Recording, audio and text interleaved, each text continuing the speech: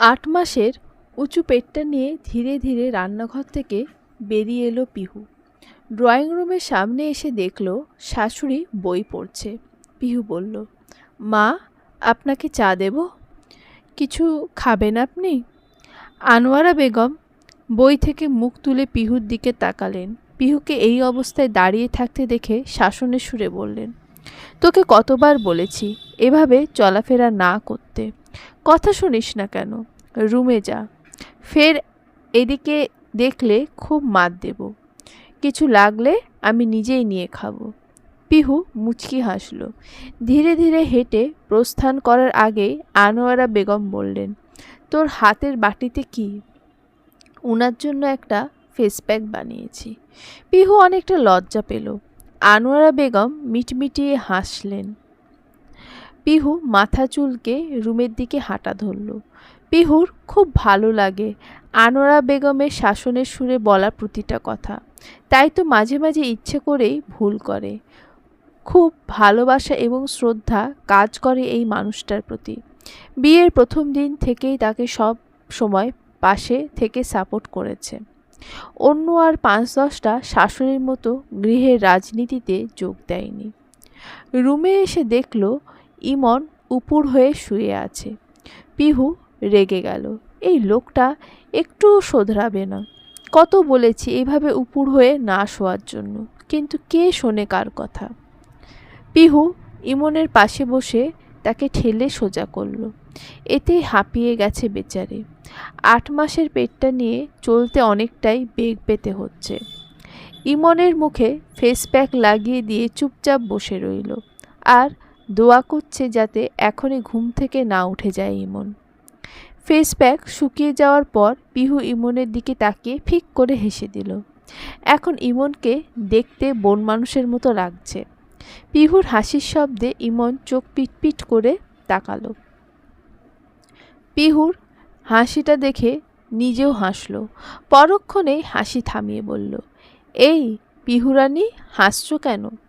পিহু জবাব না দিয়ে ঠোঁটে ঠোঁট চেপে হাসছে। ইমন ভ্রু কুঁচকে তাকিয়ে রইল। নাকের কাছে আষ্টে গন্ধ লাগতেই লাফিয়ে উঠে বসল। ফের আমার মুখে ফেসিয়াল করেছো তুমি? ফেসিয়াল করিনি, ওই একটু ফেস প্যাক লাগিয়ে দিয়েছি। কারণ জানতে পারি? আপনাকে যাতে সুন্দর লাগে, একটাই কারণ। আমার কি ইচ্ছে করে না আমার স্বামীকে সুন্দর লাগুক, তার সৌন্দর্য মন ভরে দেখি? পিহু নাক ফুলিয়ে বলল, হুম, আপনার পুরো অধিকার আছে আপনার স্বামীর ওপর, কিন্তু মহারানী পিহু, আপনাকে তো নিজের শরীরের দিকে একটু নজর দিতে হবে, তাই না? এভাবে হেঁটে বেড়ালে তো আপনি ব্যথা পাবেন। সেই ব্যথা আমার আর আমার বাবুর হৃদয়ে লাগবে। অনেক ফ্লার্ট করছেন, এবার গিয়ে মুখ ধুয়ে আসুন। ভালো বললেও দোষ। বিড়বিড় করে বলল ইমন। পিহু বিছানায় শরীর এলিয়ে দিয়ে ইমনের জন্য অপেক্ষা করছে। ইমন মুখ ধুয়ে বের হয়ে আয়নার সামনে দাঁড়ালো। ফেস প্যাকটা দারুণ কাজ করেছে। মুখটা উজ্জ্বল হয়ে আছে। এমনিতেই ইমন সুন্দর। গায়ের রং হলদে ফর্সা। তার মধ্যে পিহুর ঘষা মাঝে আরও উজ্জ্বল হয়ে উঠেছে ইমনের ত্বকের রং। ইমনের তুলনায় পিহুর গায়ের রং অনেকটাই চাপা, মধ্যম পর্যায়ের শ্যামলা বলা চলে। পিহু পলকহীন তাকিয়ে আছে ইমনের দিকে। গায়ের সাদা শার্টে আরও সতেজ লাগছে মানুষটাকে। পিহু নিজের ভারী পেটটা নিয়ে উঠে বসল। বিছানা থেকে নামতে চাইলে ইমন তড়িঘড়ি করে এগিয়ে এলো পিহুর দিকে। নিজের মুখটা পিহুর দিকে বাড়িয়ে দিয়ে বলল, এই নাও, নিজের কাজ করো। তবু এই শরীর নিয়ে বেশি নড়াচড়া করো না মহারানী। আপনি কিভাবে বুঝলেন আমি এখন এরকম কিছু চাইছিলাম? লাজুক হাসল পিহু। তুমি তো আমার হৃদয়ের রানী। তোমার মনের কথা আমি বুঝবো না তো কে বুঝবে? চাপা দীর্ঘশ্বাস ফেলে অতীত থেকে বেরিয়ে এলো পিহু। ঘাড় ফিরিয়ে তাকালো ইমনের দিকে। এই ইমনকে চিনতে বেশ কষ্ট হয় পিহুর। কেমন বদলে গেছে মানুষটা। ইমনও একই সময় পিহুর দিকে ফিরল। পিহুকে এভাবে তাকিয়ে থাকতে দেখে বলল, কি হয়েছে? এভাবে কি দেখছো? কিছু না, কাছে এসো। কতদিন দূরে ছিলে জানো? ইমনের স্বাভাবিক কণ্ঠস্বর শুনে পিহু খুশি হলো। আনন্দিত মনে এগিয়ে এলো ইমনের দিকে, আবদ্ধ হলো প্রিয়তমের বাহুডোরে। ঠিক 5 কি 6 মিনিট পরই মেয়েটা কেঁদে উঠল। মেয়ের কান্নার শব্দ কর্ণগোচর হতেই ইমনকে ঠেলে সরিয়ে দিয়ে উঠে বসে। মেয়েকে কোলে নিয়ে কান্না থামানোর চেষ্টা করে পিহু। এদিকে ইমন বেশ বিরক্ত, মুড নষ্ট হওয়ায় বেশ ক্ষিপ্ত হয়ে উঠেছে। রেগে ঘুমিয়ে পড়ে। মেয়েকে ঘুম পাড়িয়ে খাটের কাছে আসতেই দেখল ইমন ঘুমিয়ে গেছে। মনটা বিষণ্ণ হলো পিহুর। আগে মেয়েটা কাঁদলে ইমন নিজেই মেয়েকে নিয়ে হাঁটত, পিহুকে বলতো রেস্ট নিতে, বলতো সারাদিন খাটনির পর শরীর খারাপ করবে রাতে ঘুমোতে না পারলে। অথচ এখন কেন যেন বোঝে না পিহুর মনের কষ্ট। বিষণ্ণ মন নিয়ে নিজেও শুয়ে পড়ল ইমনের দিকে ফিরে। সকালবেলা তাড়াতাড়ি উঠে নাস্তা বানাতে ব্যস্ত পিহু। একটু পরে ইমন উঠে যাবে অফিস যাওয়ার জন্য। মেয়েটাকে শাশুড়ির কাছে দিয়ে যত দ্রুত সম্ভব কাজ করে। আজকে উঠতে খানিক দেরি হয়ে গেছে। গতকাল রাতে মেয়েটা বেশ জ্বালিয়েছে, তাই তো ঠিকমতো ঘুমোতে পারেনি বেচারি। ইমনকে টেবিলে আসতে দেখে তড়িঘড়ি করে চায়ের কাপে চা ঢালতে গিয়ে হাত পুড়িয়ে ফেলল। সেখানে 10 মিনিটের মতো লেট হয়ে গেছে। নাস্তার প্লেট গুছিয়ে ইমনের সামনে দিতেই বেশ বিরক্ত হলো ইমন। পরোটা মুখে পুরে নিজের বিরক্ত প্রকাশ করল পিহুর ওপর। রেগে বলল, কি ছাতার নাস্তা বানিয়েছ, লবণ ঠিক হয়নি। পিহু রান্নাঘর থেকে দৌড়ে ডাইনিং টেবিলের সামনে দাঁড়ালো। ইমনকে বলল, সরি, আসলে শরীর বেশ খারাপ করছিল, তাই কী রকম হয়েছে সেটা বুঝতে পারিনি। সারাদিন ঘরে কী এমন কাজ করো যে শরীর খারাপ তোমার? যখনই বাসায় আসি তখনই শুনি তোমার শরীর খারাপ। তোমার শরীর ভালো থাকে কোন দিন? রাগ করবেন না প্লিজ, আপনি একটু বসুন, আমি এক্ষুনি আপনার জন্য নুডলস করে আনছি। 5 মিনিট লাগবে শুধু। আমি 5 মিনিট বসি আর ওইদিকে আমার অফিসের কাজ তুই করে দিয়ে আসবি। রেগে চেঁচিয়ে বলল ইমন। ইমনের বজ্রকণ্ঠ শুনে পিহু একেবারে চুপসে গেছে। নাস্তার প্লেট ঠেলে সরিয়ে দিয়ে উঠে দাঁড়ালো। অফিসের প্রয়োজনীয় সব জিনিসপত্র নিয়ে হন হন করে বেরিয়ে গেল ইমন। পিহু ব্যথিত মন নিয়ে নীরবে সব দেখে গেল। যতটুকু সম্ভব পিহু চেষ্টা করে ইমনের মন রক্ষা করে চলার, তবুও পেরে উঠছে না। আজকে তো কেঁদেই ফেলেছে বেচারি, এমন মন খারাপ করে বারান্দায় দাঁড়িয়ে আছে।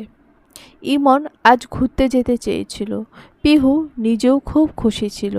রেডি হয়ে বের হওয়ার সময় মেয়েটা প্রস্রাব করে দিল ইমনের শার্টে।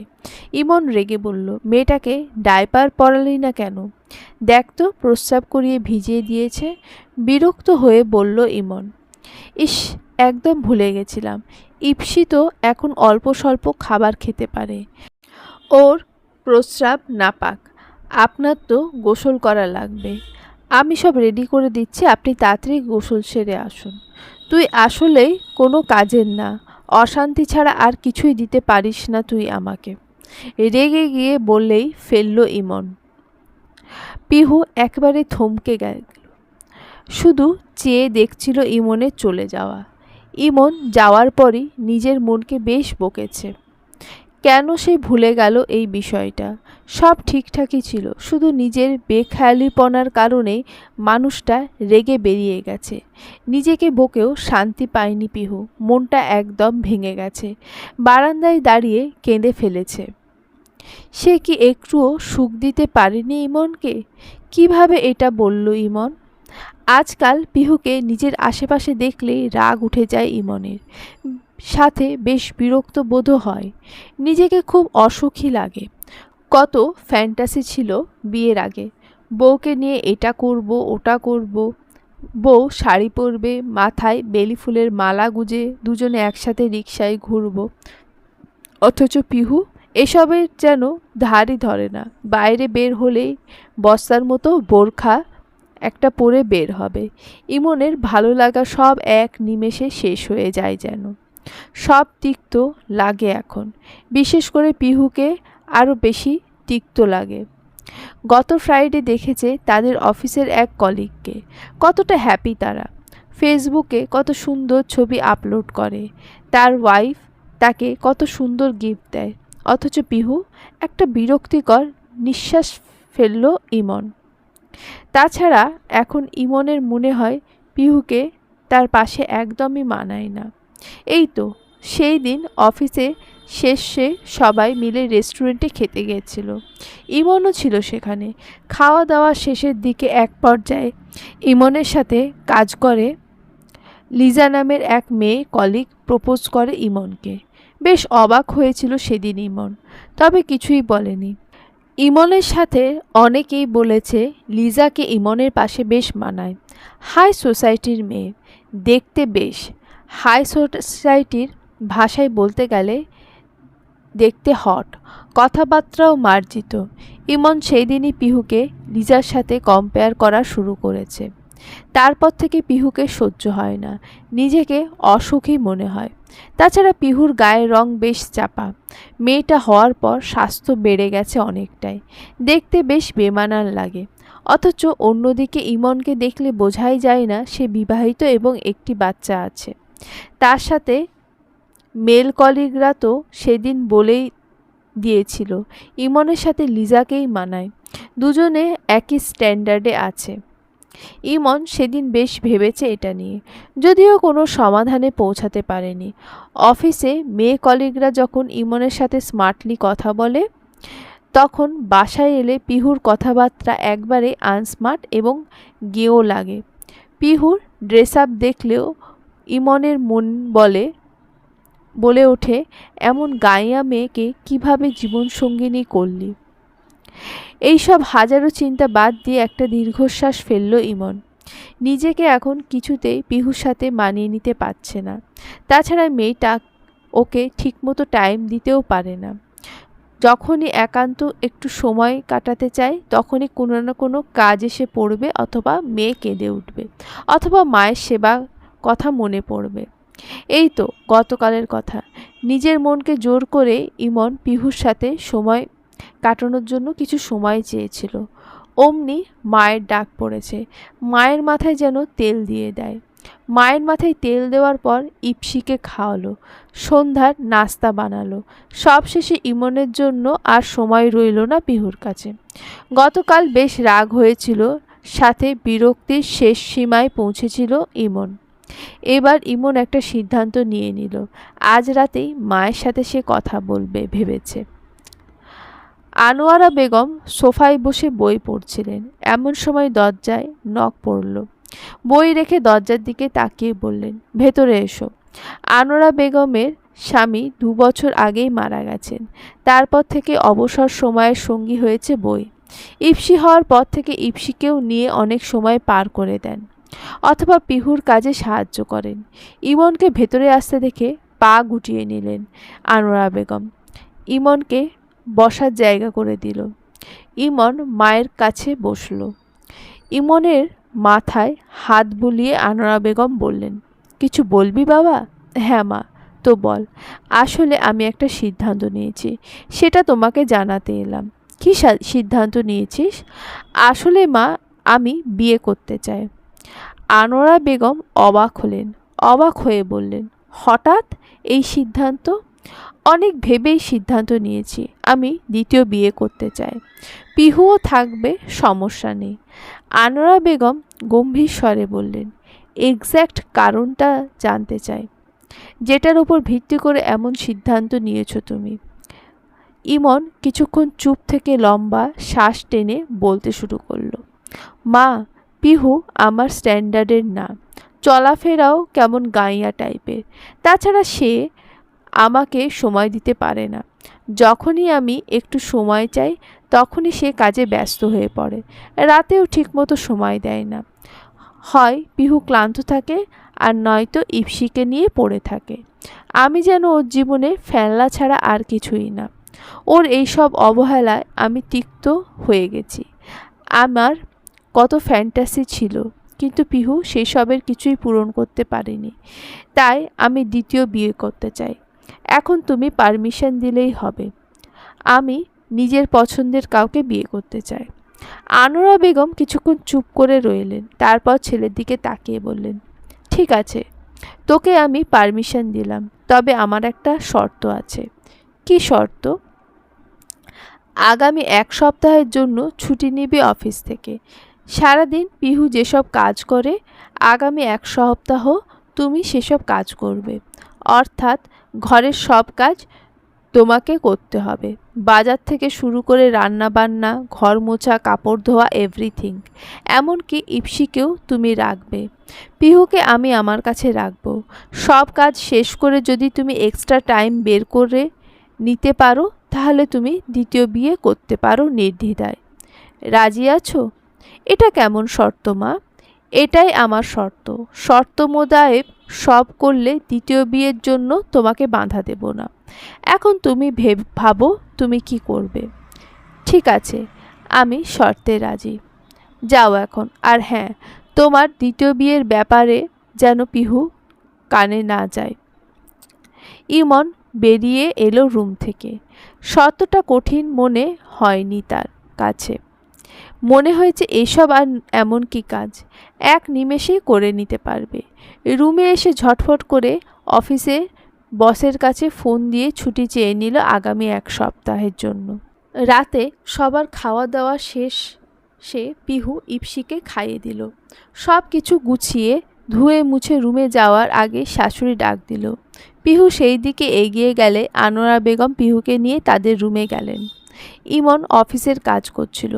মাকে দেখে সেসব রেখে স্থির হয়ে বসল। আনোয়ারা বেগম নাতিনের সাথে কিছুটা সময় দুষ্টুমি করে ইমনের দিকে তাকিয়ে বললেন, রাত 12টা বাজলো। এই মুহূর্ত থেকে আমার শর্ত মোতাবেক কাজ করা শুরু করবে। ইপসিকে তোমার কাছে রেখে গেলাম। পিহুকে আমার সাথে নিয়ে যাচ্ছি আমার রুমে। পিহু বেকুবের মতো মা ছেলের কথাবার্তা শুনে যাচ্ছে, তবে এসবের কিছুই বুঝতে পারছে না। আনোয়ারা বেগম পিহুর হাত ধরে বললেন, চলো, আজকে থেকে তুই রেস্ট করবি, কোনো কাজে হাত দিবি না, এমনকি ইপসিকেও ধরতে পারবি না। আমার কথা যদি হেরফের করিস তো সেই দিন তোর একদিন কি আমার যে কদিন লাগে। মা, এসব কি বলছেন? বাংলায় বলছি, বুঝতে পারছিস না? চল আমার সাথে। শাশুড়ির ধমক শুনে পিহু চুপসে গেল। আনোয়ারা বেগম পিহুকে নিয়ে বেরিয়ে আসার সময় পেছন ফিরে বললেন, কাল সকাল থেকে সব কাজ শুরু করবে। মেয়েকে কোলে নিয়ে ঘুম পাড়াতে গিয়ে 1টা বেজে গেল ইমনের। এই 1 ঘন্টা মেয়েকে নিয়ে হাঁটতে হয়েছে। ইপসিকে শুয়ে দিয়ে নিজেও শুয়ে গেল। চোখটা একটু লেগে এসেছিল ইমনের। এর মধ্যে ইস্পি আবার কেঁদে ওঠে। লাফ দিয়ে উঠে বসে ইমন। পুরো শরীর থরথর করে কাঁপছে। মেয়েকে কোলে নিয়ে দেখল প্রস্রাব করে দিয়েছে। ইপসির জামা, প্যান্ট, এমনকি কাঁথা আর বিছানা সহ ভিজে গেল। খাট থেকে নেমে ইপসির জামা কাপড় ড্রয়ার থেকে নিয়ে সেগুলো পাল্টে দিল। মেয়ের জামা কাপড় পাল্টাতে গিয়ে একরকম যুদ্ধ করতে হয়েছে। কাঁথা পাল্টে দিল। আবারও 1 ঘন্টার মতো হাঁটতে হয়েছে মেয়েকে নিয়ে। ইপসি ঘুমোতেই মেয়েকে শুকনো জায়গায় শুয়ে দিয়ে নিজেও শুয়ে পড়ল। বিছানায় শরীর রাখতে ইপসির প্রস্রাবের জায়গা থেকে গন্ধ এসে নাকে লাগলো ইমনের। কোনো রকমে চাদর পাল্টে আবার শুয়ে পড়ল, কিন্তু আবার ঘুম আসছে না। মোবাইলের সময় দেখল, রাত 3:30 বাজে। এদিক সেদিক করতে ফজরের দিকে চোখটা একটু লেগে এসেছিল ইমনের। তার একটু পরে ইপসি আবার কেঁদে উঠল। এবারও লাফিয়ে ওঠে ইমন। মেয়েকে কোলে নিয়ে হাঁটতে থাকে। এর মধ্যেই গায়ে প্রস্রাব করে দিল মেয়েটা। ইমন মেয়ের মুখের দিকে তাকিয়ে বলল, বাবাকে একটু ঘুমোতেও দাওনি মামুনি? মেয়েটা খিলখিল করে হেসে ওঠে। বারান্দায় গিয়ে দাঁড়ালো ইমন মেয়েকে নিয়ে। ভোরের স্নিগ্ধ বাতাস গায়ে লাগতে শিরশির করে উঠে শরীর। পিহুর সাথে মনোমালিন্য হওয়ার পর থেকে সালাতের অনিয়ম করে আসছে ইমন। আজও তার ব্যতিক্রম হলো না। তাছাড়া এখন সালাতে দাঁড়াতে কিছুতেই সালাতে মন দিতে পারে না। কি সব হাবিজাবি চিন্তা আসে। আগের মতো সেই অনুভূতি কাজ করে না সালাতে দাঁড়ালে। 6টার দিকে ইপসি চিৎকার করে কাঁদতে লাগলো। ইমন এবার বেশ বিরক্ত হয়ে গেছে। বিরক্ত হয়ে পিহুকে ডাকতে গিয়ে থেমে গেছে। মেয়েটাকে নিয়ে অনেকক্ষণ হাঁটার পরও কান্না থামাতে পারল না। কেন কাঁদছে সেটা বুঝতে পারছে না ইমন। অনেক ভেবেচিন্তে বুঝতে পারল ইপসির হয়তো খিদে পেয়েছে। ইপসিকে দোলনায় শুয়ে দিয়ে তাড়াতাড়ি রান্নাঘরে গেল। ইপসির খাবার খুঁজে বের করতে 20 মিনিটের মতো সময় চলে গেল। খাবার বানিয়ে আনতে আরও কাঠখড় পোড়াতে হলো ইমনকে। অবশেষে খাবার বানিয়ে রুমে এলো।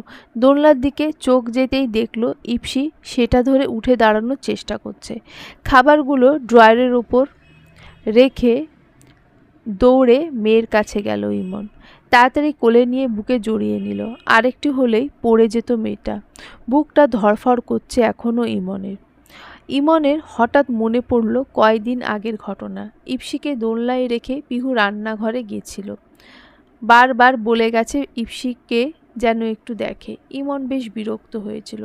রান্নাঘর থেকে এসে দেখলো ইপসি একটু হলে পড়ে যাবে। তড়িঘড়ি করে সেই দিকে যেতে কিছু চা ইমনের অফিসের কাগজে ছিটকে পড়েছিল। তাতেই কি রাগটাই না দেখিয়েছিল ইমন। পিহু এক কোণে মেয়েকে নিয়ে চুপ করে দাঁড়িয়েছিল। কোনো প্রত্যুত্তর করেনি ইমনের ভয়ে। সেসব মনে করে একটা দীর্ঘশ্বাস ফেলে পিহুকে খাবার খাওয়াতে লাগলো।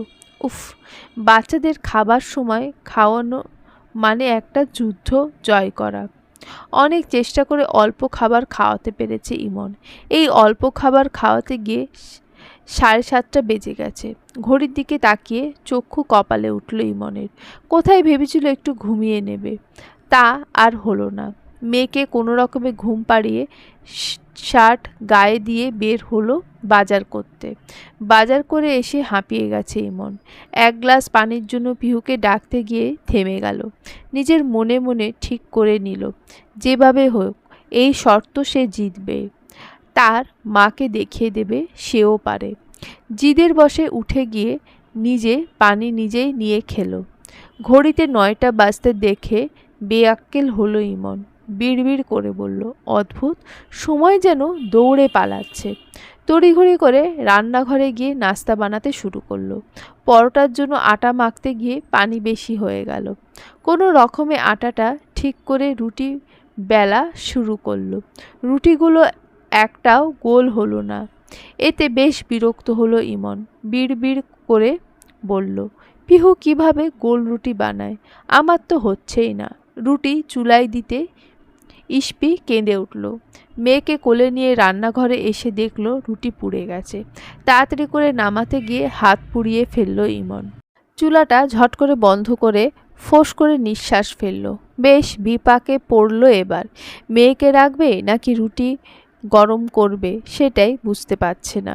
মনে মনে ভাবল, পিহু কিভাবে যে সামলায় এত দিক। নিজের চিন্তায় বিরক্ত হয়ে ফের কাজে মন দিল।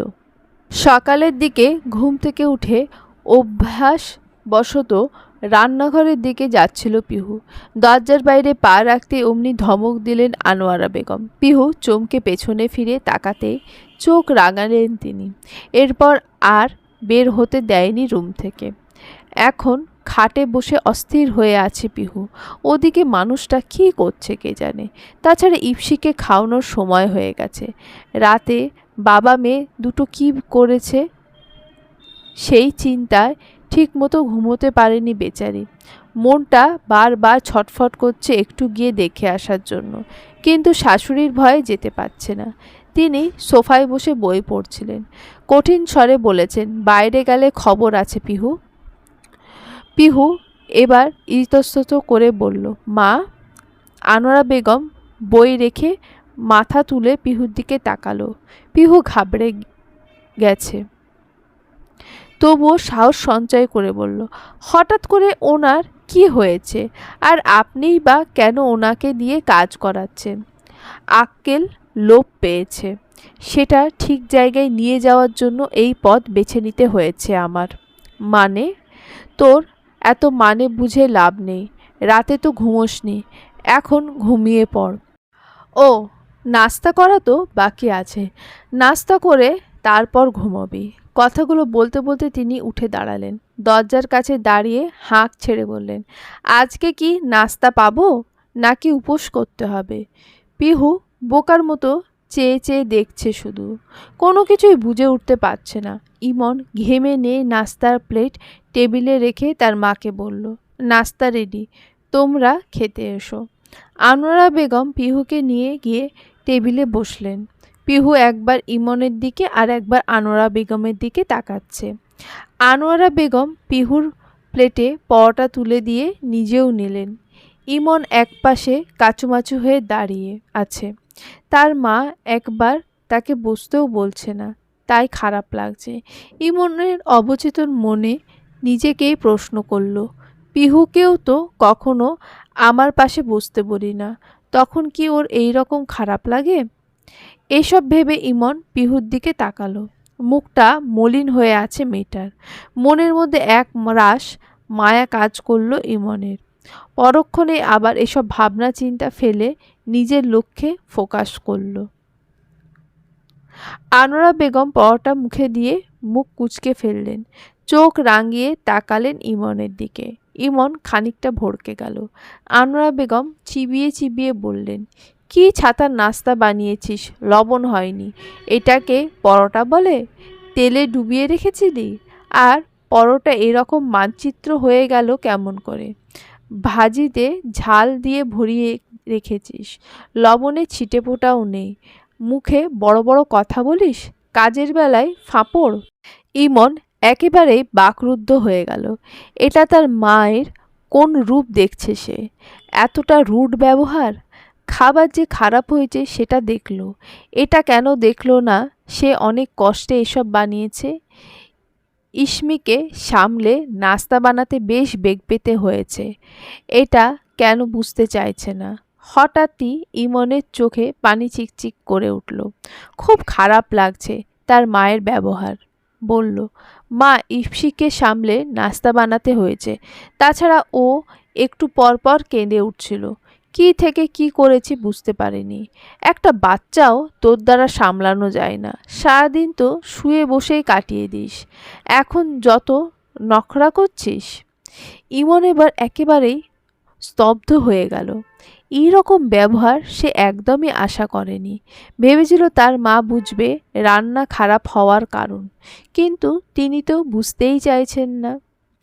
এদিকে পিহু বোকার মতো তাকিয়ে আছে ইমনের দিকে। শাশুড়ির ভয়ে কিছু বলতে পারছে না। আর কেনই বা তিনি নিজের ছেলের সাথে এমন ব্যবহার করছেন? পরোটা খাওয়া শেষে চা দিতে বললেন আনোয়ারা বেগম। মায়ের এমন ব্যবহার দেখে মনটা খারাপ হয়ে গেছে। অন্যমনস্ক হয়ে চা ঢালতে গিয়ে হাত পুড়িয়ে ফেলেছে। এই নিয়ে দুবার পুড়েছে হাত, ছ্যাঁত করে উঠল যেন চামড়া। তাড়াতাড়ি সিঙ্কের কল ছেড়ে পানির নিচে হাত ধরে রাখল। চা নিয়ে তার মায়ের সামনে দিতেই তিনি বেশ বিরক্ত প্রকাশ করে বললেন, সামান্য চা আনতে এতক্ষণ লাগে? কীভাবে যে সংসার সামলাবি কে জানে। আমার হাত পুড়ে গেছিল মা, এই সামান্য চা ঢালতে গিয়ে হাত পুড়িয়েছিস? তোকে দিয়ে সত্যিই কিছু হবে না, মুখে বড় বড় কথা আছে শুধু, তাই না? ইমনের এবার সত্যি খারাপ লাগছে। এমন নির্দয়ের মতো ব্যবহার করছে কেন তার মা? ইচ্ছা করে তো দেরি করেনি, কারণটা জানতে না চেয়ে প্রথমেই কথা শুনিয়ে দিল। দুবার হাত পুড়েছে, তাও আবার একই জায়গায়। কিভাবে সহ্য করবে সে? কিন্তু মুখে কিছু বলতে পারল না ইমন। কেমন যেন ভেতর থেকে কথা আসছে না, কিছু বললেই এই বুঝি আরও কথা শুনতে হবে, এই ভয়ে। চায়ের কাপে চুমুক দিয়ে এক ঢোক মুখে নিয়ে ছুঁড়ে ফেললেন আনোয়ারা বেগম। অগ্নি চোখে তাকালেন ইমনের দিকে। ইমন মনে মনে সত্যি ভয় পাচ্ছে। আবার কি হলো? আনোয়ারা বেগম বললেন, কি বানিয়েছি সেটা? এটা চা নাকি শরবত? চিনি পুরো ডিব্বা উপরে করে ঢেলেছিস নাকি? চা বানানোর সময় ইপসি কাঁদছিল, তাই তাড়াহুড়ো করতে গিয়ে চিনি বেশি পড়ে গেছে। আরও আগে ঘুম থেকে উঠে কাজ করতে পারিসনি? মা, ইপসি রাতে ঠিকমতো ঘুমোতে দেয়নি, সারা দিন তো পড়ে পড়ে ঘুমাস, কোনো কাজটাই ঠিকমতো করিস না।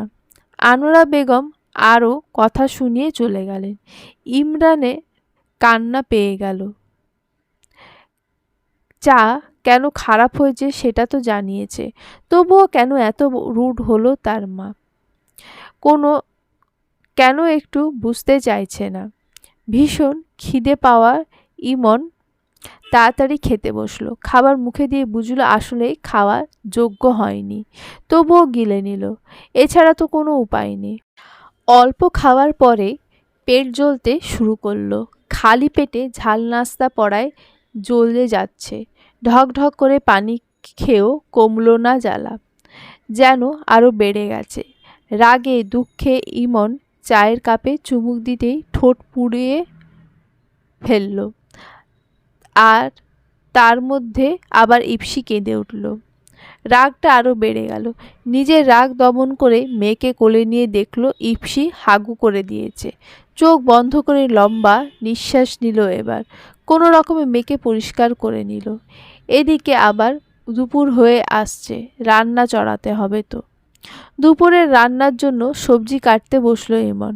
আলু কুচি করতে গিয়ে বৃদ্ধাঙ্গুল কেটে গেছে, সেই সাথে কালো দাগ পড়েছে আঙুলে। মাছ কাটতে গিয়ে তেলের ছিটা হাতে পড়তেই লাফিয়ে উঠল ইমন। রাগ লাগছে তার, বেশ বিরক্তও হলো। সামান্য একটা আবদার করেছিল সে, তার বদৌলতে এত সব পোহাতে হচ্ছে এখন। মেনে নিলে সমস্যাটা কী ছিল? এসব চিন্তা করে রাগ করেই মাছ উল্টাতে গিয়ে অনেকখানি তেল ছিটকে পড়ল হাতে। তাড়াতাড়ি করে বেসিনে পানি ছেড়ে হাতটা পানির মধ্যে ধরে রাখল। যাক, একটু জ্বালা কমলো, তবে ফোসকা পড়ে গেছে হাতে। রান্না চড়াতে গিয়ে এবার সত্যি ইমন অসহায় হয়ে পড়ল। রান্না কিভাবে করতে হয় সেটা না জেনে এমন শর্ত কি করে মেনে নিল সে? কত বড় গাধা হলে এমন করতে পারে মানুষ? নিজের ওপর রাগটা তত্তর করে বাড়তে থাকলো। খুশির ঠেলায় তখন এইসব কাজকে কাজ মনে হয়নি, কিন্তু এখন মনে হচ্ছে এই কাজটা তার দ্বারা সম্ভব নয়। দুপুরে খাওয়ার সময় মায়ের কাছ থেকে আরেক দফা কথা শুনতে হলো ইমনের, তবু চুপচাপ ছিল। নিজে খেতে গিয়ে বুঝতে পারল এই খাবার খাওয়ার যোগ্য না আসলেই, তাই আর খেতে পারল না। মেয়েকে খাইয়ে দিয়ে একটু ঘুমোতে চেয়েছিল। তখন মনে পড়ল সকালের দিকে বাড়ি করে কাপড়গুলো ভিজিয়ে রেখে এসেছে। ঘুমোনো আর হলো না, সেই কাপড় ধুতে হলো। এর মধ্যে সন্ধ্যা হয়ে গেল। ইসমি চিৎকার করে কাঁদছে। ইসমিকে কোলে নিয়ে বেশ অনেকক্ষণ হাঁটল। এর মধ্যে দুইবার প্রস্রাব করে ভিজিয়ে দিয়েছে ইমনকে। সব পাল্টে নতুন কাপড় পরালো মেয়েকে। ঝুড়িতে উকি দিয়ে দেখল ইসমির অনেক কাপড় জমেছে। চোখ বড় সড়ো করে নিল ইমন। মেয়েটা একদিনে এত কাপড় নষ্ট করে? আর সেসব পিহু প্রতিদিন ধোয়? একটা চাদর আর একটা ইসমির দুটা কাঁথা ধুতে গিয়ে তার নাজেহাল অবস্থা হয়ে গেছে। সেখানে মেয়েটা কিভাবে এত এত কাপড় একদিনে ধয়? এইসব হাজারো চিন্তা ভাবনার মাঝে রাতের খাবার তৈরি করলো। ফের একচোট বকা শুনল মায়ের কাছ থেকে। নিজের ঘরে নিজের কেই পর মনে হচ্ছে ইমনের। আর খেতে পারল না সে ইসমিকে সামলাতে গিয়ে। তখন বুঝলো মেয়েটা রাতে বেশ জ্বালায়, দিনে ঘুমিয়ে থাকে আর রাতে ঘুমোয় না। এইভাবে করতে করতে রাত অনেক পার হয়ে গেল। সকালে ঘুম থেকে উঠল মেয়ের চিৎকারে। উঠে দেখল মেয়েটার খিদে পেয়েছে। কোনো রকমে হাত মুখ ধুয়ে ইসমির খাবার বানালো। মেয়েটাকে খাইয়ে দিয়ে যেই না একটু বসেছে অমনি ইসপি বমি করে দিল। ইমরান আহাম্মকের মতো মেয়ের দিকে তাকিয়ে আছে। সে আসলে বুঝতে পারছে না এই মুহূর্তে তার অনুভূতিটা, তবে ভীষণ বাজে রকম অনুভূতি হচ্ছে। আবার এইদিকে রাতে ঘুমোতে না পারায় মাথাটা ব্যথায় টনটন করছে। চোখে ঝাপসা দেখছে। শুতে চাইলেও পারল না, কারণ ইসমি দুষ্টুমি করছে। হামাগুড়ি দিয়ে বারবার খাটের কিনারায় চলে যাচ্ছে, যার কারণে প্রহরীর মতো পাহারা দিতে হচ্ছে মেয়েকে। সকালে নাস্তা বানাতে না পারার কারণে ইমনের মায়ের কাছ থেকে বকা শুনল, তবে স্বাভাবিক বকা নয়, যা তা বকা। মায়ের এমন রূপ দেখে মনটা ভেঙে টুকরো টুকরো হয়ে গেছে। আজ রাতে ইস্পি তাড়াতাড়ি ঘুমিয়ে পড়ল। আকাশটা আজ স্বচ্ছ। ইমন বারান্দায় দাঁড়িয়ে আকাশের দিকে তাকিয়ে আছে।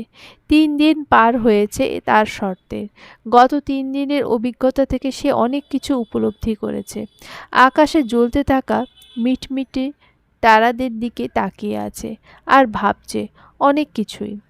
পিহুর বাবা মা নেই, মামার বাসায় বড় হয়েছে, সেখানে কখনো কদর পায়নি। যখন এই বাড়ি এলো, মায়ের ভালো ব্যবহার দেখে মেয়েটা প্রায় খুশিতে গদগদ হয়ে যেত। ইমনকে জীবনসঙ্গী হিসেবে পেয়ে কতটা খুশি ছিল, সারাদিন দৌড়ঝাঁপ করত আর তার মায়ের পেছনে। বাসায় এলে এটা সেটা এগিয়ে দিত, ইমনের পছন্দের খাবারগুলো এনে সামনে দিয়ে মিষ্টি করে হাসত।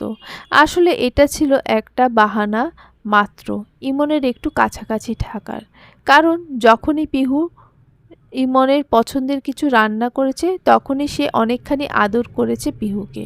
সেই আদর পাওয়ার আশায় এত কিছু করত মেয়েটা। যেদিন বাবা হবে শুনেছিল, কি খুশিটাই না হয়েছিল ইমন। ইমনের খুশি দেখে পিহুও অনেক খুশি হয়েছিল। মেয়েটা যেন স্বামীর আনন্দে আনন্দ খুঁজে পেত। পিহু খেয়াল রাখা আরও বেড়ে গেল ইমনের। মেয়েটা হওয়ার পর তো পারলে পিহুকে কোলে নিয়ে হাঁটে, এমন অবস্থা ছিল। পিহু লজ্জায় গুটিয়ে যেত, তবে মেয়েটা ভীষণ খুশি হতো। ইমন দীর্ঘশ্বাস ফেলল। তার জীবনে সবচেয়ে বড় ভুল ইসলামিক শরিয়ত থেকে সরে যাওয়া। আল্লাহর প্রদত্ত দিন থেকে সরে যাওয়ার পরপরই তো পিহুর সাথে সংসারটা জটিল মনে হলো। ভুলে গেল রবের বাণী, ভুলে গেল পরনারীর দিকে চোখ পড়লে দ্রুত নামিয়ে নিতে হবে, ভুলে গেল পরনারীর সাথে আকর্ষণীয় ভঙ্গিতে কথা বলা ঠিক নয়। কেউ আকর্ষণীয় ভঙ্গিতে কথা বললে যদি সেটা মনে প্রভাব ফেলে, তাহলে দ্রুত নিজের স্ত্রীর দিকে মনোযোগী হবে। ভুলে গেছিল এসব আদেশ, ভুলে গেছিল মানহাজ, প্রবৃত্তির অনুসরণ করে বসেছিল। তাই তো তিক্ততা এসে ভর করেছিল মনে। আসলে হালাল এবং হারাম কখনো একসাথে থাকতে পারে না। যদি কোনো একটা মনে গড়ে বসে, তাহলে অপরটার সাথে দূরত্ব বাড়ে। যেই হৃদয়ে গান শুনে অভ্যস্ত, সেই হৃদয় কখনো কোরআনের তেলাওয়াত শুনে মুগ্ধ হয় না। যেই পুরুষ অন্য নারীর রূপে মুগ্ধ হয়, সে পুরুষ কখনোই নিজের স্ত্রীর রূপে মুগ্ধ হয় না। মনটা কেঁদে উঠল ইমনের, সাথে ছটফটও করে উঠল। অনেক বড় ভুল করেছে সে, অনেক বড় ভুল সিদ্ধান্ত নিয়েছিল সে। ক্ষমা চাইতে হবে তার, আগে রবের কাছে, তারপর পিহু এবং মায়ের কাছে। ওয়াশরুমে গিয়ে আয়নায় সামনে দাঁড়ালো ইমন। নিজের প্রতিবিম্বের দিকে তাকিয়ে দীর্ঘশ্বাস ফেলল। গত 3 দিন একটানা রান্নাঘরে থাকায় ত্বকের উজ্জ্বলতা কিছুটা ম্লান হয়েছে। আর পিহু তো দিনের পর দিন রান্নাঘরে কাটায়। হৃদয়টা আর্তনাদ করে উঠে ইমনের। অজু করতে গিয়ে দেখল নখ বড় হয়ে ময়লা জমেছে। পুরনো কিছু সুন্দর মুহূর্ত মনে পড়তেই চোখের কোণে চিকচিক করে উঠল ইমনের। মেয়েটা কতটা কেয়ার করত তার। নখ একটু বড় হলেই নিজে যত্ন করে কেটে দিত। এত সুখে থাকার পরও সে অন্য কোথাও নাকি সুখ খুঁজতে যাচ্ছিল। আসলে সুখে থাকলে ভূত কেলায়, কথাটা সত্যি হলো ইমনের ক্ষেত্রে। 2 রাকাত সালাত পড়তে নিল ইমন। এখন কিছুটা হালকা লাগছে, মাথা থেকে বিয়ের ভূতটা নেমে গেছে। সে এরকম কিছু করতে চেয়েছিল, এটা মনে হলে নিজেকে কষে কয়েকটা থাপ্পড় লাগাতে ইচ্ছে করছে। পিহুর কাছে ক্ষমা চাইলে মনটা আরও শান্ত হবে এবং মাকে বলতে হবে সে দ্বিতীয়বারের মতো বিয়ে করবে না। এটা কোনো দিন মাথায় আসবে না। সকালবেলা মায়ের রুমে নক করল ইমন। আজ শর্তের 5 দিন। আনোয়ারা বেগম ছেলেকে দেখে ভ্রু কুঁচকে ফেলেছেন। ইমন ইতস্তত করে বলল, মা, তোমার সাথে কিছু কথা বলতে চাই। কি কথা? মানে শর্তের ব্যাপারে। এখন কোনো কথা শুনবো না, শর্ত মোতায়েব 1 সপ্তাহ শেষ হলে এসো। আসলে মা, বললাম তো যাও, এখন কিছুই শুনবো না।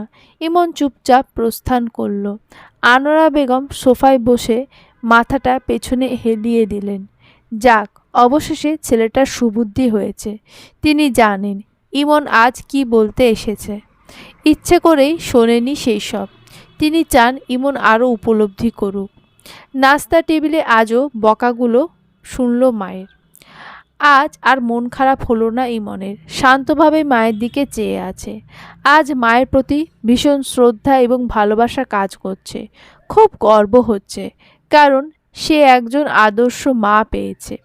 ঠিক সময়ে যদি তার মা তার লাগাম টেনে না ধরত, তাহলে আজ জীবনটা নরকে পরিণত হতো। সত্যি সে কৃতজ্ঞ তার মায়ের প্রতি। পিহুর সামনে খিচুড়ির প্লেট রাখতে বিস্ময় নিয়ে ইমনের দিকে তাকালো পিহু। ইমন শান্ত নয়নে পিহুর দিকে তাকিয়ে আছে। পিহু কিছু বলতে চাইলেও কিন্তু শাশুড়ি মায়ের দিকে তাকিয়ে কিছু বলল না। তবে মনে মনে খুশি সে, যদিও সে এখনো জানে না এসবের কিছুই। খুশিটা পিহুর চোখে মুখে ভেসে উঠছে। আনোয়ারা বেগম আর চোখে তাকিয়ে চুপ করে রইলেন। পিহু এক চামচ খেয়ে ইমনের দিকে তাকালো। দেখল ইমন করুণ চোখে তাকিয়ে আছে। পিহু মুচকি হাসতে ইমনের চোখে মুখে উজ্জ্বলতা বাড়ে। দুপুরে চুপি চুপি বেরিয়ে যাচ্ছিল পিহু রুম থেকে। অমনি আনোয়ারা বেগম ডাক দিলেন। পিহু শটান হয়ে দাঁড়িয়ে আমতা আমতা করে বলল, ওই একটু পানি খেতে যাচ্ছিলাম, আর কি, হে হে। আনোয়ারা বেগম কিছু বললেন না। শাশুড়িকে চুপ থাকতে দেখে পিহু বেরিয়ে গেল। রান্নাঘরে এসে দেখল ইমন হাত ধরে দাঁড়িয়ে আছে। তাড়াতাড়ি করে ইমনের কাছে গিয়ে হাতটা নিজের দুহাতে মুঠোয় নিয়ে বলল, ইস, কতখানি পুড়ে গেছে। ছুটে রুমে এলো পিহু। অয়েনমেন্ট নিয়ে দৌড়ে এলো ইমনের কাছে। যত্ন করে মলম লাগিয়ে দিয়ে বলল, আপনি এপাশে দাঁড়ান, আমি করে দিচ্ছি বাকি কাজ। মা দেখলে বকবে। তাড়াতাড়ি করে দেব, মা আসার আগেই। ইমন শান্ত হয়ে বসে রইল। পিহুকে দেখছে।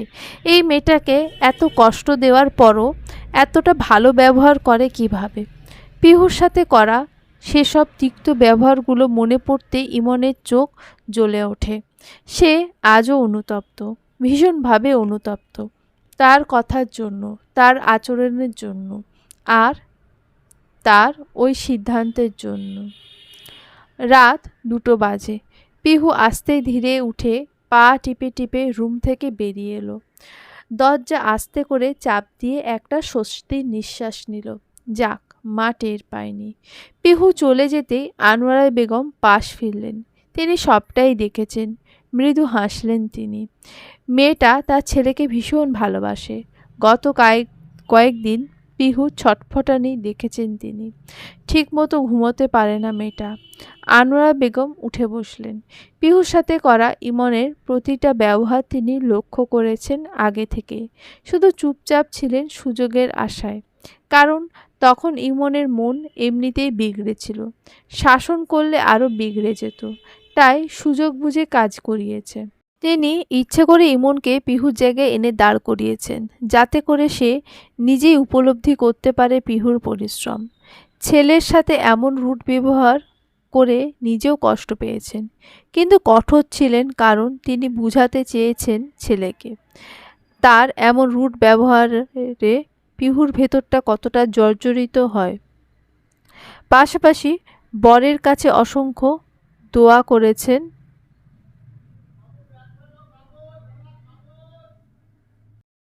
পাশাপাশি রবের কাছে অসংখ্য দোয়া করেছেন ছেলেটার হেদায়েতের জন্য।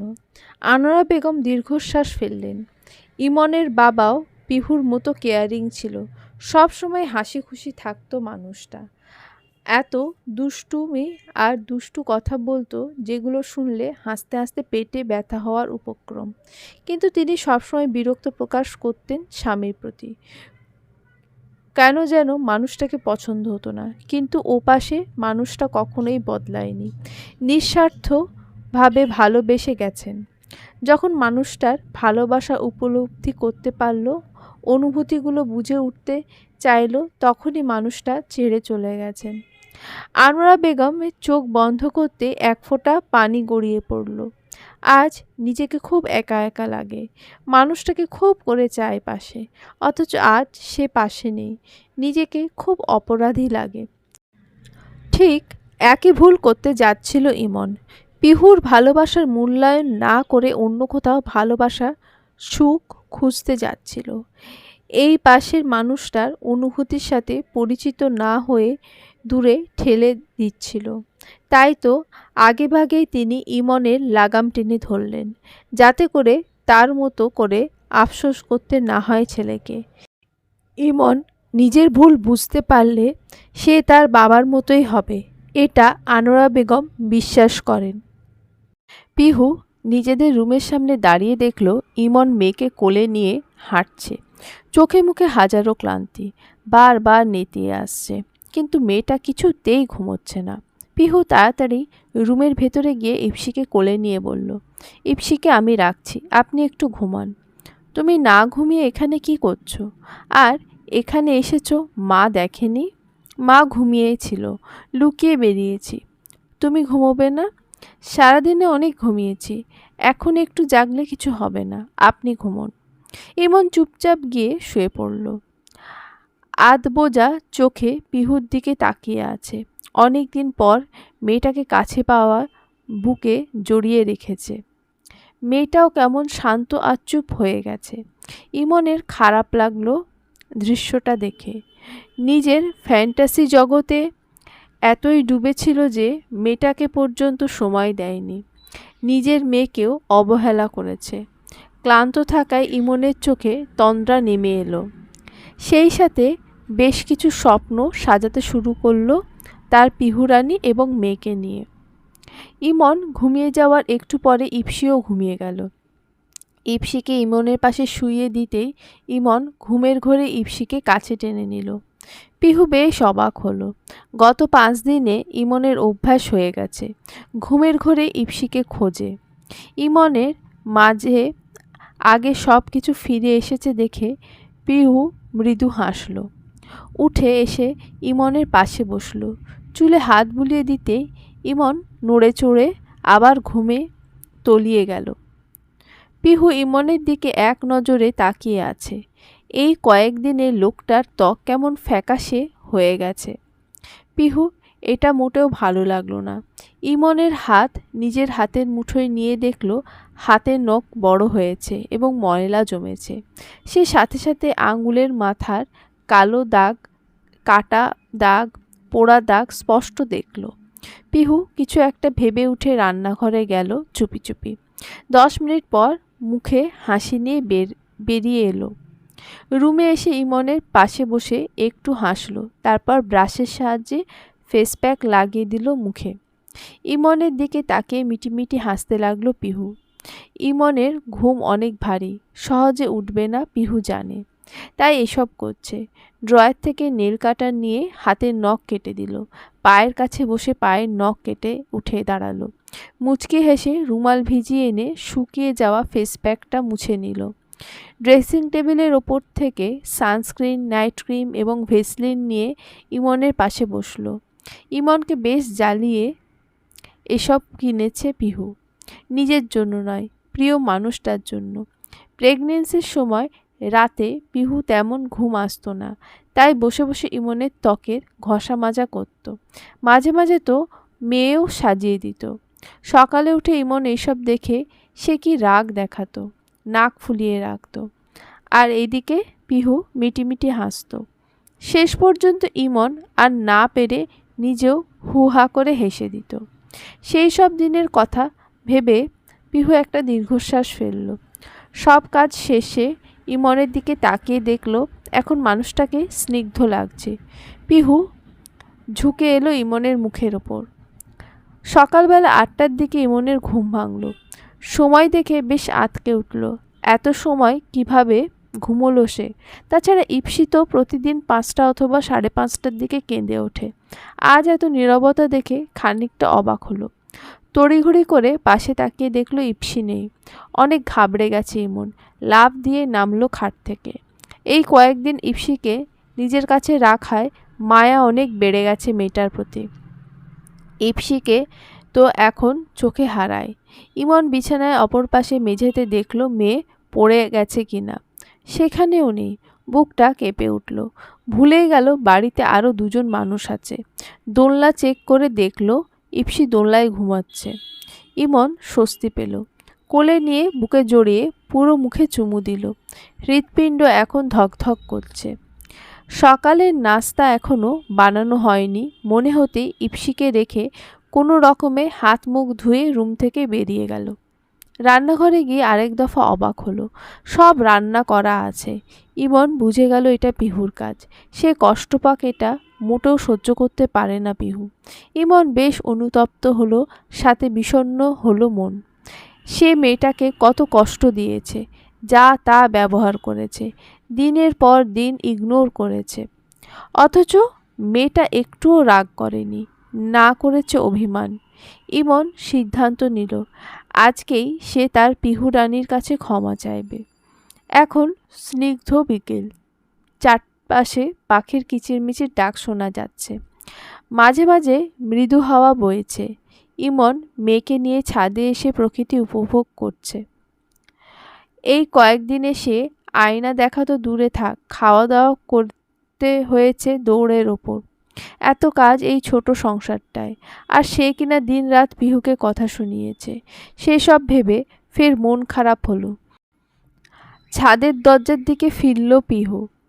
এসেছে কিনা দেখার জন্য। 5 মিনিট পরই পিহু ছাদে এসে উপস্থিত হলো। আনোয়ারা বেগম জিজ্ঞেস করেছিল কোথায় যাচ্ছে।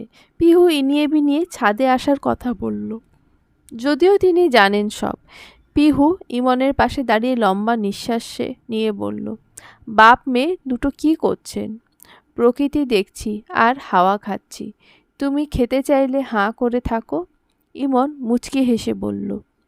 পিহু ভীষণ খুশি হলো ইমনের পরিবর্তন দেখে, তবে সেটা ভেতরে চেপে রেখে মিথ্যা রাগ দেখিয়ে বলল, আপনারা দুজন তো হাঁ করে হাওয়া খাচ্ছেন না, আমি কেন হাঁ করে খাবো?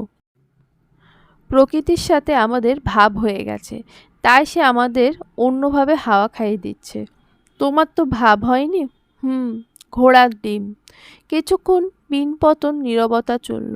ইমন বুঝতে পারছে না কিভাবে শুরু করবে। পিহু হঠাৎ মনে পড়ে যাওয়ার মতো করে বলল, আচ্ছা, আপনার আর মায়ের কি হয়েছে বলুন তো?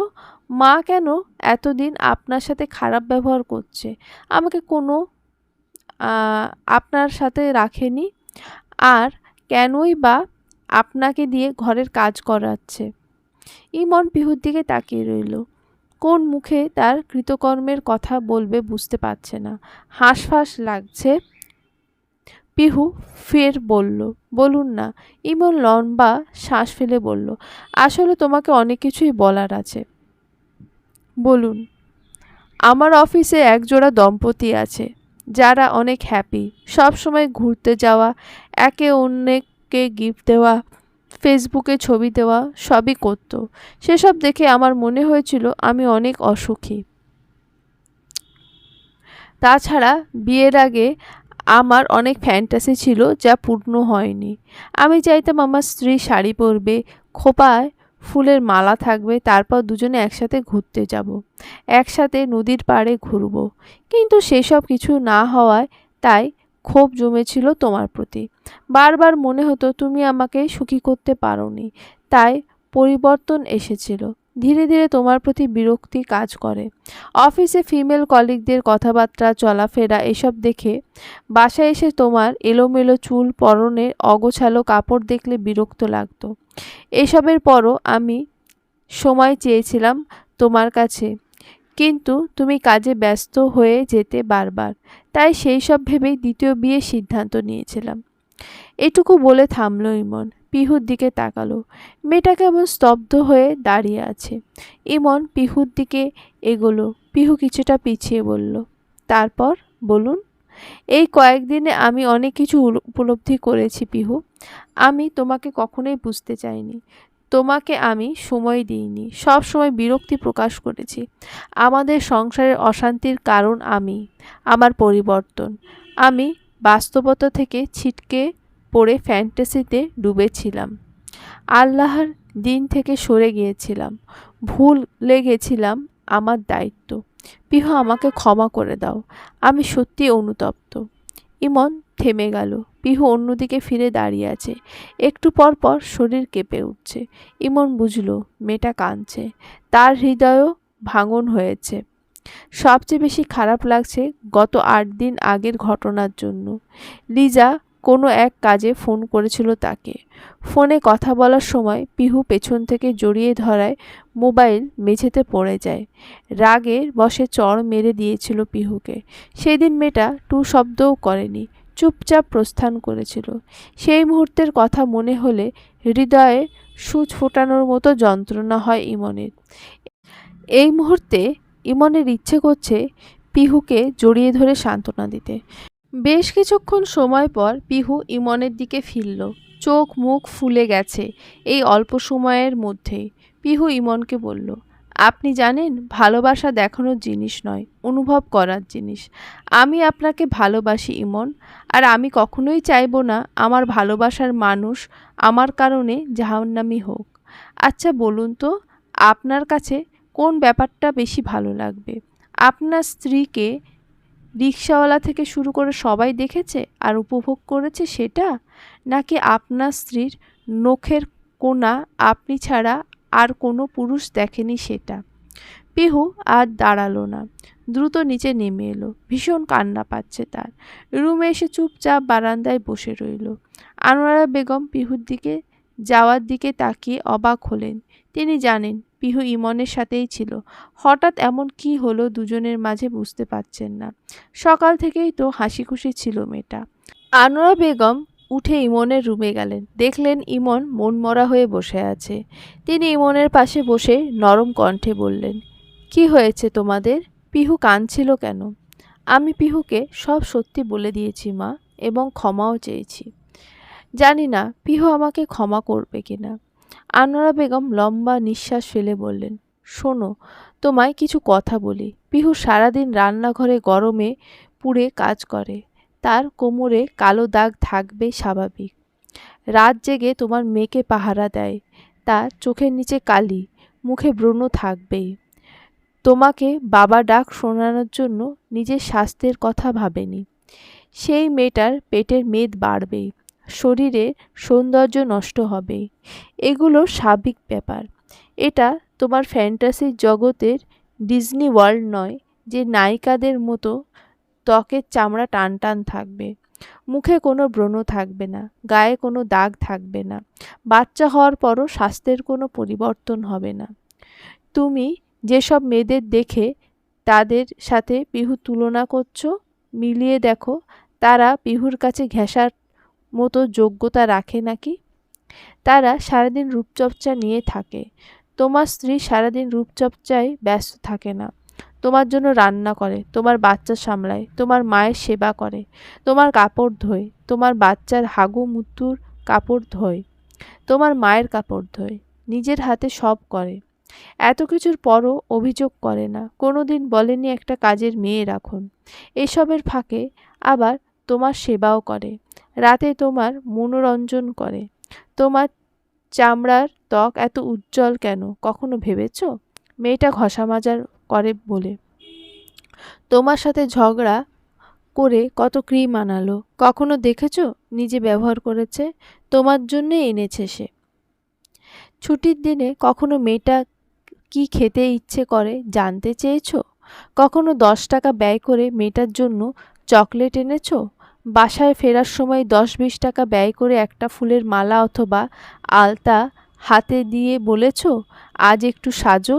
কখনো কাজল কিনে দিয়েছো? কখনো মেয়েটাকে নিয়ে চন্দ্রবিলাস করেছো? বৃষ্টির দিনে একসাথে ভিজেছো? বাসায় ফিরে এলোমেলো চুলে মেয়েটার চুল নিজে হাতে আঁচড়ে দিয়েছো? কখনো মাথায় তেল দিয়েছ? কখনো বাসায় ফিরে বলেছ, আজ একটু শাড়ি পরো? সেসব কিছুই করনি। তবুও তুমি চাও সে তোমার ফ্যান্টাসির জগতের মেয়েদের মতো হোক। ওর কি চাওয়া পাওয়া নেই? ওর কি খারাপ লাগা ক্লান্তি লাগা নেই? ওর কি যত্ন পেতে ইচ্ছে করে না? সব সময় শুধু দিয়েই যাবে? বিনিময়ে মেয়েটা তোমার কাছ থেকে কি কিছুই আশা করতে পারবে না? ওকে একটু ভালোবাসা দিয়ে দেখো, তোমার দুনিয়ায় সুখের রঙে রাঙিয়ে দেবে। একটা কথা মনে রেখো, সংসার জীবনে রূপ রং চোখ জুড়ানো মন জুড়ায় না। আজকে তুমি আরেকটা বিয়ে করলে কিছুদিন পর ফ্যান্টাসি কেটে যেত, তারপর সেই বিবাহ তোমার গলায় ফাঁস হয়ে আটকে যেত, না ধরতে পারতে না ছাড়তে পারতে।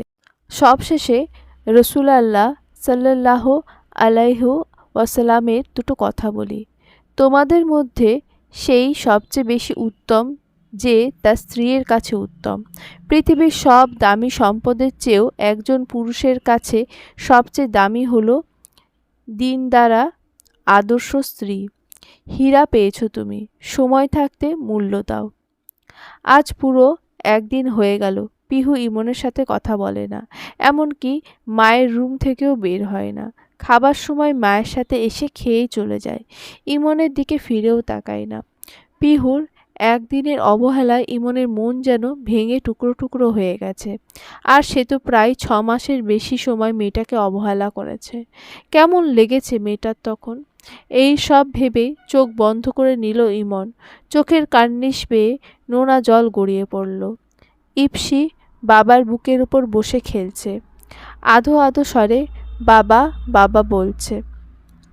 ইমন সেটা খেয়াল করে উঠে বসল, মেয়েকে 2 হাতের মাঝে নিয়ে বলল, আবার বলো তো মা, বাবা বাবা। মেয়ের মুখে বাবা ডাক শুনে খুশিতে জড়িয়ে ধরল, মেয়েকে সামনে এনে পুরো মুখে চুমু দিল, সামনে বসিয়ে বলল, মা বলো তো, মা মা। ইমন মেয়েকে জড়িয়ে ধরে হঠাৎ ডুকরে কেঁদে ওঠে। আজ পিহুকে খুব মিস করছে, খুব মন খারাপ।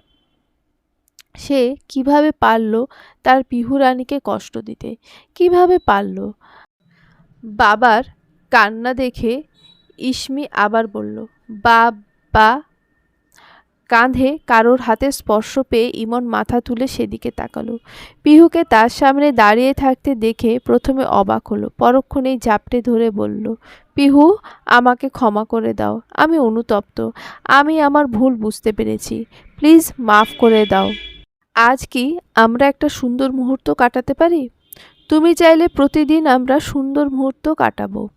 পিহু মুখ টিপে হেসে বলল, প্রতিদিন আমি ক্লান্তও থাকতে পারি। ইমন পিহুর চোখের দিকে তাকালো, মেয়েটা চোখে মুখে দুষ্টুমির রেখা। কিছুক্ষণ টাইম লাগলো পিহুর কথার অর্থ ধরতে। যখন বুঝতে পারল, লাফিয়ে নামলো খাট থেকে, মুহূর্তে কোলে তুলে ঘোরাতে শুরু করেছে ইমন। পিহুও খিলখিল করে হাসছে, সেই সাথে হাসছে তাদের পিচ্চি মেয়েটা, হাততালি দিচ্ছে বাবা মায়ের আনন্দ দেখে। পিহুকে নামিয়ে ইমন ফের পিহুকে আলিঙ্গন করে ঝরঝর করে কেঁদে ফেলল, বলল, আমাকে ক্ষমা করেছো তুমি পিহু? করেছি, এখন আর বাচ্চাদের মতো কাঁদবেন না তো। পিহুর কথায় ইমনের কান্না থামিয়ে পিহুর দিকে তাকালো। চোখাচোখি হতে দুজনে ফিক করে হেসে দিল। ইমন মেয়েকে কোলে নিয়ে পিহুর সামনে দাঁড়িয়ে বলল, মা বলো তো আম্মু। ইপসি হাত তালি দিতে দিতে বলল, মা মা, বা বা বা বা। দুজনে আবারও হাসতে শুরু করেছে। এর মধ্যে ইপসি ইমনের গায়ে প্রস্রাব করে দিয়েছে। ইমন বোকার মতো তাকালো পিহুর দিকে, তারপর আবার হেসে উঠল দুজন। আজকে নাস্তা ইমন এবং পিহু দুজনে মিলেই বানিয়েছে।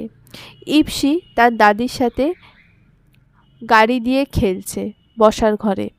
দুজনে নাস্তা বানাতে গিয়ে আটা মাখিয়েছে নিজেদের গালে হাতে। দুষ্টুমি করে নাস্তা বানিয়ে টেবিলে রাখতেই ইমনের ফোন বেজে উঠল। অফিসের কল দেখে রিসিভ করলো। আনোয়ারা বেগম বললেন, কে ফোন করেছে? অফিস থেকে, আজকেই যেতে বলছে। ঠিক আছে যা, অনেক দিন তো বন্ধ দিলি। আচ্ছা এসো নাস্তা খেয়ে নেই।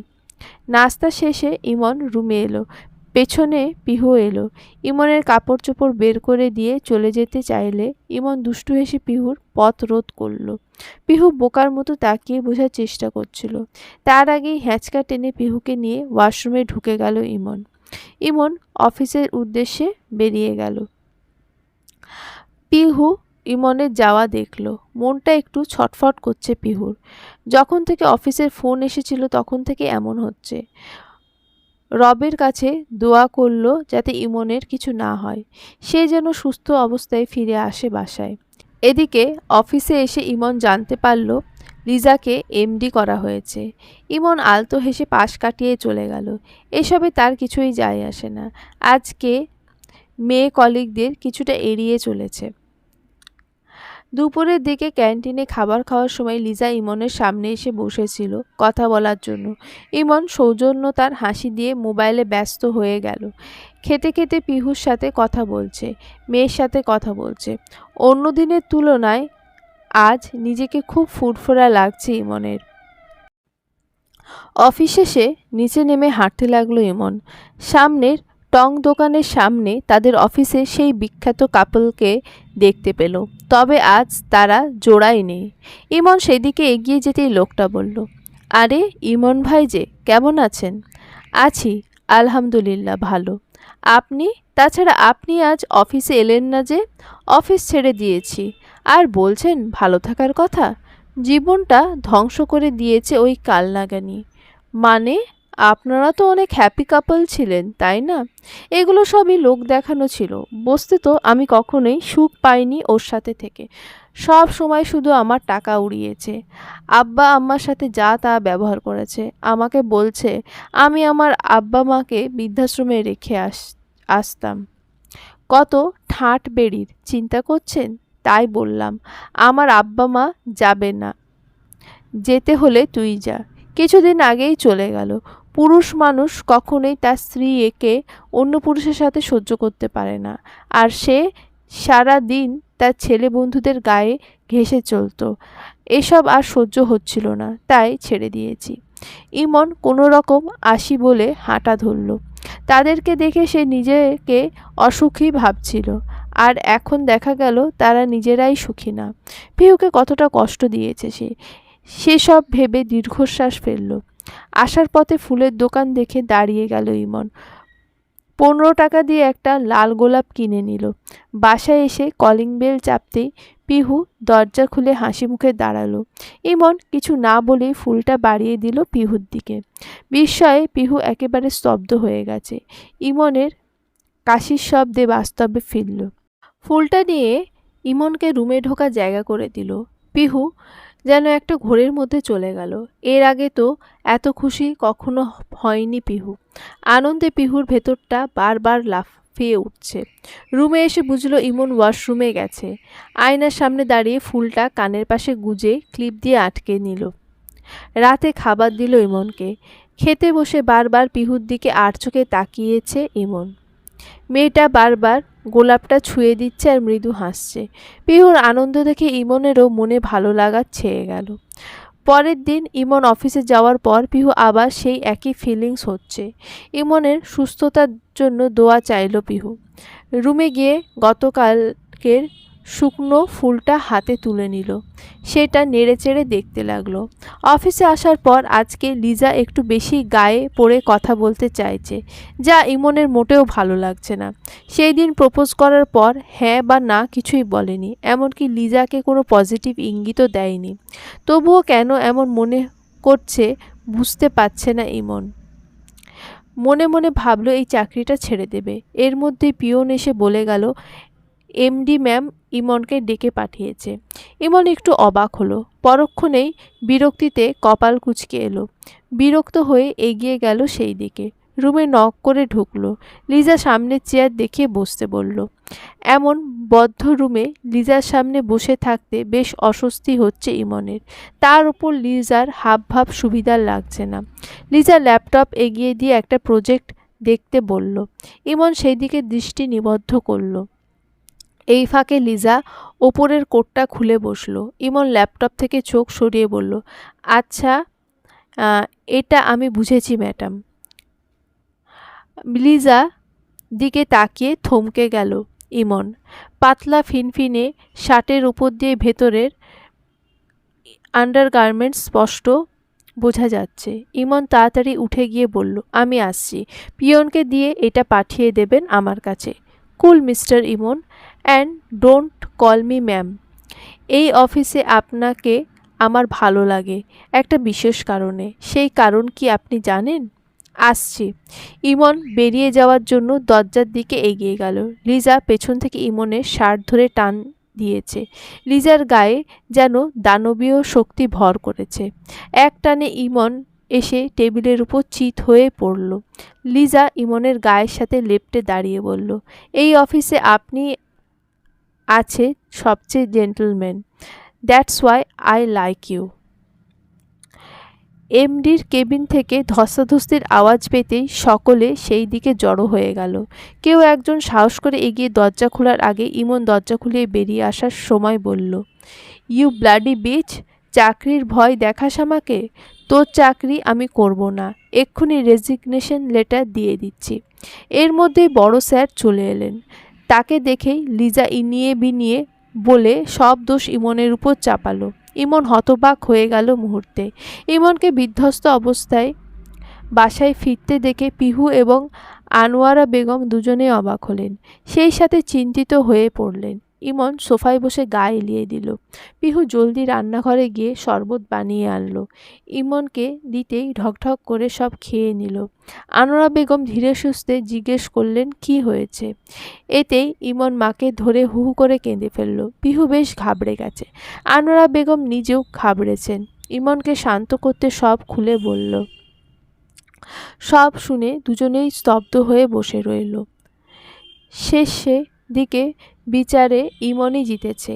এর আগেও নাকি লিজার নামে এরকম কিছু কমপ্লেন এসেছিল, তাই বড় স্যার যথেষ্ট সন্দেহ করছিলেন লিজাকে। তাছাড়া ইমনের শার্টের পেছন দিক থেকে ছেঁড়া দেখে তিনি কনফার্ম হয়ে গেছেন। পরে সিসিটিভি ফুটেজ চেক করে দেখার পর লিজাকে বরখাস্ত করেছেন। ইমন আসার সময় রেজিগনেশন লেটার দিয়ে এসেছে। পিহু ইমনকে ধরে নিয়ে গেল রুমে। সে এখনও সেসব ভুলতে পারছে না। আজকে আল্লাহ সহায় না হলে যে কোনো কিছু ঘটতে পারত। সেই ঘটনার একদিন পার হয়ে গেছে। ইমন সারাদিন ভাবনায় ডুবে থাকে কি কাজ করবে। এই ধরনের অফিসে সে আর কাজ করবে না। ফ্রি মিক্সিং কাজের ভয়াবহতা সে হাড়ে হাড়ে টের পেয়েছে। বিছানায় শুয়ে শুয়ে এইসব ভাবছিল ইমন। ভর দুপুরে পিহু ইপসিকে কোলে নিয়ে রুমে ঢুকলো। মেয়েটা ঘুমিয়ে গেছে। ইমন কিছু না বলে পিহুকে টেনে বারান্দায় নিয়ে এলো। নিজের চেয়ারে বসে পিহুকে তার সামনে মোড়ায় বসিয়ে পিহুর চুলে বিলি কাটতে শুরু করে। পিহু বেশ ভালো লাগছে। দুজনে আনন্দে চারপাশে পরিবেশও যেন আনন্দিত হচ্ছে। 1 মাস পেরিয়েছে, এখনও কোনো কাজ জোগাড় করতে পারল না ইমন। পিহু রুমে এসে ইমনের পাশে দাঁড়ালো। কিছু কি ভেবে দেখেছেন? আচ্ছা, ব্যবসা করলে কেমন হয়? সেখানে ফ্রি মিক্সিংয়ের মতো ভয়াবহ কোনো ব্যাপার থাকবে না। হ্যাঁ, এটা বেশ ভালো আইডিয়া। কি ব্যবসা করবেন? মাছের ব্যবসা, দুষ্টু হেসে বলল ইমন। ইহ, আপনার গায়ে সারাদিন মাছের গন্ধ থাকবে। ইমন পিহুকে মৃদু আলিঙ্গন করে বলল, কাছে আসবে না তখন? আসবো, লেপ্টে থাকবো আপনার সাথে। তারপর আপনাকে নিজের মতো করে সাজিয়ে নেব আমি। ইমন হেসে ফেলল। পিহুও হাসলো। পরের দিনে ইমন তাদের বাসার পাশে একটা খালি জমি আছে, সেখানে দোকান দেবে ভেবেছে। মায়ের সাথে কথা বলে তার চাচাদের সাহায্যে কাজে নেমে পড়ল। 1 মাসের মধ্যেই সব কমপ্লিট। ইমন সত্যি মাছের ব্যবসা শুরু করেছে। সুন্দর করে লাইটিং করেছে দোকান, বড় বড় ডিপ ফ্রিজ বসিয়েছে। যারা জাহাজে করে মাছ আনে তাদের সাথে কন্ট্যাক্ট করেছে। সব শেষে কিছুদিন হলো ব্যবসা শুরু করে দিয়েছে। অবশেষে একটা হালাল ব্যবসা শুরু করতে পেরেছে। এতেই অনেক খুশি ইমন। রবের কাছে অনেক শুকরিয়া জানায় সে এবং তার পরিবার। যদিও ব্যবসা তেমন একটা ভালো চলে না, তবুও ইমনের বিশ্বাস একদিন তার ব্যবসা খুব উন্নতি হবে। রাতে বাসায় ফিরে খাওয়া দাওয়া শেষে পিহু এবং মেয়েকে সোফায় বসিয়ে দিল ইমন। নিজে তাদের পায়ের কাছে বসে আলতার প্যাকেট বের করলো। পিহু বিস্মিত হয়ে বলল, আলতা? তোমার খুব পছন্দের জিনিস এনেছি। আপনি কিভাবে জানলেন? তুমি হচ্ছ আমার হৃদয়ের রানী। তোমার মনের খবর আমি না জানলে কে জানবে? খুশিতে পিহুর চোখে নোনা পানি চকচক করে উঠল। ইমন যত্ন করে আলতা লাগিয়ে দিল পিহুর পায়ে, তারপর লাগালো মেয়ের পায়ে। ইপসিকে কোলে নিয়ে পিহু হাত টেনে নিয়ে গেল ছাদে। আজকে তারা ৩ জন চন্দ্রবিলাস করবে। ইমনের ব্যবসা এখন কিছুটা উন্নতি হয়েছে, ২ জন স্টাফ রেখেছে, সেই সাথে অনলাইনেও ব্যবসা শুরু করেছে। অল্প স্বল্প যা আয় হয় তাতেই তাদের ছোট্ট সংসার চলে যায় সুন্দরভাবে। আজকে ইমন দোকানে যায়নি, বাসায় ছিল। দুপুরে খাওয়া দাওয়ার পর মা মেয়েকে সাজতে বলে সে রান্নাঘরে গেল। সব কাজ শেষে রুমে এসে দেখল দুজনে সেজে বসে আছে। ইমন মুচকি হেসে বারান্দার দরজা খুলল। সকাল থেকেই বন্ধ করে রেখেছিল এবং ধারা জারি করে রেখেছিল পিহুর জন্য, যাতে সেখানে সে প্রবেশ না করে। ইমন মাঝারি সাইজের বক্স বারান্দায় নিয়ে সব সাজিয়ে দুজনকে আসতে বলল। পিহু বারান্দায় এসে অবাক হয়ে গেল, খুশিতে হেসে ফেলল, পরে আবার কেঁদে ফেলল। ইমন পিহুকে এক পাশ থেকে জড়িয়ে ধরে বলল, পিহু রানী, কাঁদছো কেন? আপনি কিভাবে বুঝলেন আমার কিছুদিন ধরেই ফুচকা খেতে ইচ্ছে করছিল? বললাম না, তুমি আমার হৃদয়ের রানী। তোমার মনের কথা আমি না জানলে কে জানবে? পিহু ফের হেসে দিল। ইমন বারান্দায় ছোট গোল একটা টেবিল বসিয়েছে। টেবিলের ওপর সাদা কাপড় বিছিয়ে সেখানে কিছু ফুল ছড়িয়ে দিয়ে ফুচকার আইটেম সাজিয়েছে। দুপাশে 2টো চেয়ার। ইপসি হাততালি দিচ্ছে আর হাসছে। বারান্দায় গ্রিনগুলো লতা ফুল দিয়ে সাজিয়েছে। এক কথায় বারান্দাটা অসাধারণ দেখাচ্ছে। পিহু মনে মনে যেমন চাইতো তেমনই। ইমন একটা চেয়ার টেনে দিয়ে বলল, please ma'am, sit here. Pihu মুচকি হেসে এগিয়ে গিয়ে চেয়ারে বসল। ইমন ইপসির অন্য চেয়ারে বসিয়ে দিল। ইমন মাথায় গামছা বেঁধে ফুচকা তৈরি করে পিহুর বাটিতে তুলে দিল। নিন ম্যাম, খেয়ে দেখুন কেমন হয়েছে। আপনি বসবেন না? না, আজকে আমি আপনাদের দুজনের জন্য ফুচকাওয়ালা। আর একটা ফুচকা অর্ডার করুন ম্যাম। পিহু খিলখিল করে হেসে দেয়। মায়ের দেখাদেখি ইপসিও হাসে। সেই সাথে যেন হেসে ওঠে বারান্দায় অবস্থান করা প্রতিটা রং বেরঙের ফুল। বারান্দার বাইরে গাছের ডালে কোকিল ডাকছে মধুর সুরে। এই বুঝি বসন্ত এসে গেছে। সমাপ্ত।